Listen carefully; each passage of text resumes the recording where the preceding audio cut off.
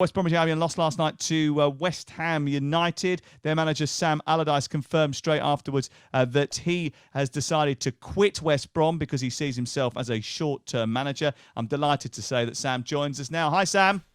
Good morning, Sam. Simon, how are you? Hi, Sam. Yeah, we're good, thank you.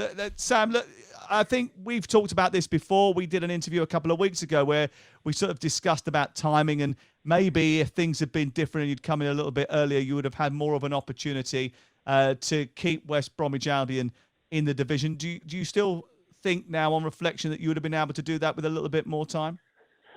I think not just that. I wasn't expecting as much disruption because of the pandemic, the no fan situation. I think that had a significant telling factor. I think that just experiencing the fans yesterday was just a completely different atmosphere. It felt so, even though we're struggling and we know we're relegated, it felt so good. They got behind the team. The team played with more energy. The pace of the game was so much quicker in both sides, But the overall situation is that when you arrive at a football club that's in a difficult position, you have a difficult job to do. And I had the confidence, because of what I'd managed before, to try and do it again. Other circumstances didn't help, but the bottom line is that we tried to change things as quickly as we could. That wasn't an easy job in a January transfer window with the pandemic, with the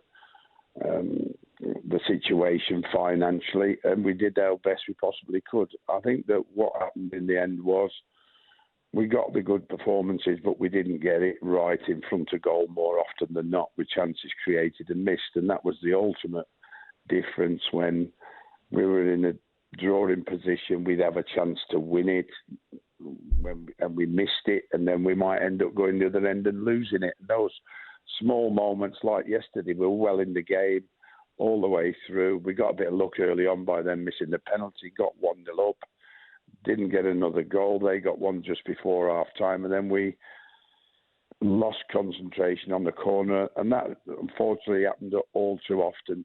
So the bottom line was we weren't quite good enough in the end, and that showed. I think we were a lot better than the points tally we got. I don't think the difference was that big, but obviously from the point of view, we weren't quite good enough to stay up.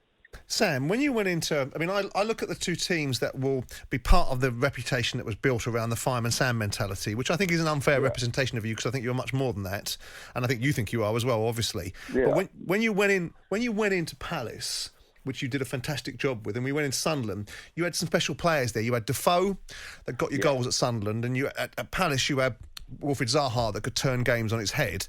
Do you think one of the things that really didn't help you was that you weren't able to get somebody to come in and give you those goals that might have made a difference for West Brom? Because you certainly tidied it up a little bit and tightened them up. You're spot on, Simon. You're spot on there. I think that our big chance came with Mbaye Diagne from Galatasaray, and I mean that was a massive commitment by the club and a massive commitment by the player to leave Galatasaray, the leading goal scorer, 11 goals that season for them, and that was the risk we had to take. And as you know, players coming into the Premier League from a foreign country is not an easy take up. Coming in January is much more difficult, and unfortunately, Mbaye didn't get the goals he got with Galatasaray for us. So he tried hard enough, but he missed too many, unfortunately, and there we were still struggling in front of goal. And I think the rest of the team, as hard as they tried, couldn't quite chip in a few here and there as well. But you are right, Wilfried Zaha at Crystal Palace. And in all fairness, that year, Simon, Christian Benteke scored 15, and Jermaine Defoe, I think, got 19, 20 at Sunderland, and that did make a lot of difference. And as difficult as a task as it was, we improved the side, but we didn't improve it quite enough in those areas particularly. You said when we had our chat a couple of weeks ago that you would stay depending on the assurances you got about funds and whether they could give it a right good go about getting back into the Premier League. Have they not given you those assurances, or have you changed your mind? No, nothing to do with that. I was only just telling you something that just to get by. We were in discussion then, and I was thinking about it. I wasn't actually telling you the truth, mate. So, I mean, initially it was always the fact that from the very start that if we got relegated, I wasn't going to stay. And they were pleased enough to see the changes that we'd made and the effort we'd put in, not just me and my staff, but all together. I was very, very appreciative, very comfortable with the whole running of West Bromwich Albion, which is sometimes not always the case when you're manager. There can be some difficult objects behind the scenes that make your life more difficult, but it wasn't the case at West Brom. And so I considered it at great length and really appreciated the offer. But like I said, for me, it's about somebody else going in there long term, about doing the job to try and get them in the Premier League and keep them in the Premier League for somebody that needs a 3 and 4 year contract. And my position at the moment in life, if I'd have been in my 50s, yes, but not. I'm in my middle 60s, and I didn't feel that was right for me, and not the right thing for the football club. I might well have got them up, but then there would have been, I'll stay again. I'll try and keep them in the Premier League, and then what happens then? So I wanted to do it now and let them go in another direction, and hopefully they make the right choice. And they managed to do it last time, I think, in a couple of years to get back up, and I hope they do it again. Sam, I wanted to talk to you about the interview you gave to Sky last night. Because I've watched your career for 20 years, and I've always liked you as a man. I like you as a manager. And I don't subscribe to some of the BS that I get to listen to through certain segments of the media that talk about your style of football and the manner in which you play. We all have to sometimes, play with what we've got. But some of the players that you've played and some of the formations that you've set up and some of the teams that you've managed and some of the innovation that you've embraced dispels the nonsense that I've had to listen to and people listen to about you, which is you're a dinosaur and you play a certain way. But you touched upon it last night, and I think you were being facetious about some of the observations that you made. But what does the future look like for you? And also, with this nonsense that you constantly have to put up with about the style of play, you pulled up Mikel Antonio yesterday, and you were a little bit irritable. But walk me through how you as a manager have set up over the years, because people categorise you in a certain way, and I don't think it's right or fair. Well, the biggest problem in the first place, Simon, was in the Bolton days, when we upset the big boys. Yeah, with Kevin Davis. Yeah, and I allowed it to happen when I should have nailed it there and then. And we all thought behind the scenes, a winning mentality at the time, the players as well as everything, sod everybody else. We're upsetting everybody. We're beating the big boys. We're doing this, we're doing that. But then, of course, that reputation has never been forgotten. And so lazy journalism, lazy people mention it, like Mikel Antonio did, like other people have done, without even thinking about or watching what team and what players are doing. And it's an insult to the players I have, not just having a pop at me. It's an insult to West Brom players and how they played yesterday, because they matched West Ham, played a lot different style to the way they played at Liverpool, because they're very adaptable, which is one of the reasons why I've lasted so long, because I can adapt to the people I'm working with, and I can adapt to the players I'm working with, and I can put a style together and tactics together that allows them an opportunity to win football matches.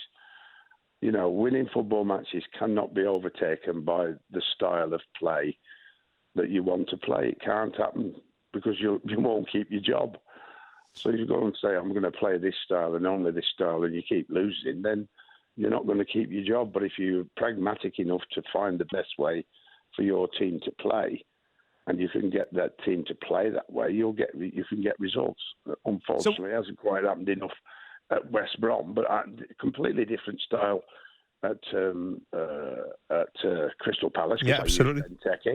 but a completely different style at Sunderland because it had Jermaine Defoe, who was 5'8".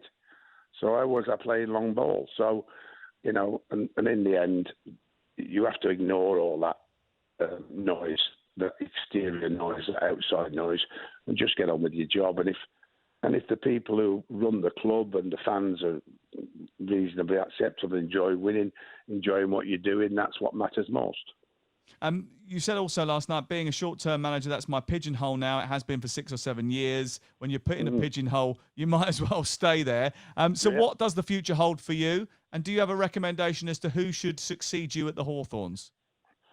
Well, I've talked about that, but obviously that's confidential, Sam. But, you know, because I've talked about that with Luke, and who I've had a very good relationship with, and we've worked very well together. So that I can only say can stay confidential. But what happens? I look forward to sitting with you maybe sometime. Well, you're welcome. You're welcome.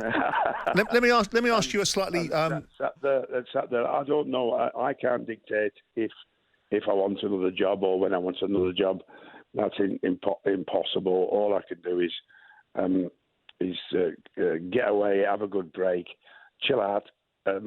I found that, like I said, it's been extremely difficult for every manager across every football club and every player, as life has been for us all, coping with the pandemic and trying to get out and still entertain the public and the fans and who are watching from afar. Let me ask you a slightly loaded question, Sam. A club that you know and an individual you know very well, Steve Bruce. What do you make of how he's been handled by certain sections of the Newcastle fans? You manage that club, you know what it's like up there, and you know Steve very well. What's your take on that?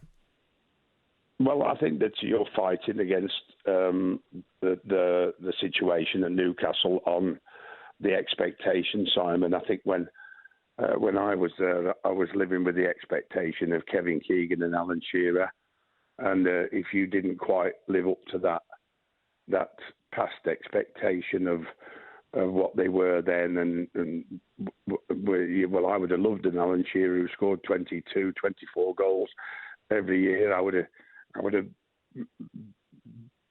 bet on the fact that we'd have finished in Europe at least, like you mean, the UEFA Cup if we'd have still had him, but we didn't. But you had to rebuild a Newcastle in my time, and Steve has to give the best he possibly can for Newcastle and the players that he's got, with what squad that they are trying to develop, with what money is available, which makes life extremely difficult. But they want millions and millions and millions to be spent on the team.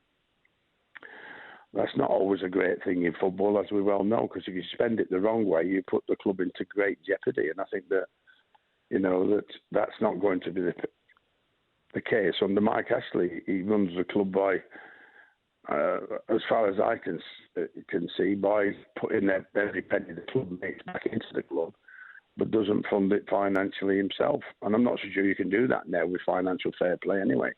But he's turned the corner brilliantly because he's kept his best players fit. And of course, he found a little diamond in Willock, didn't he? On loan from Arsenal, 6-6 made a difference with the other players that come back from injury. So he's finished the season very strongly. Looked like the fans were behind the team and behind him last night. So hopefully he can go on from there because he's a Newcastle fan, he's a Newcastle man, and he deserves to be there. Sam, thank you very much. And listen, you're always welcome in the commentary box. The games that we've done together average 5.5 goals a game, so it's always entertaining. Brilliant. Speak to you soon. Cheers, everybody.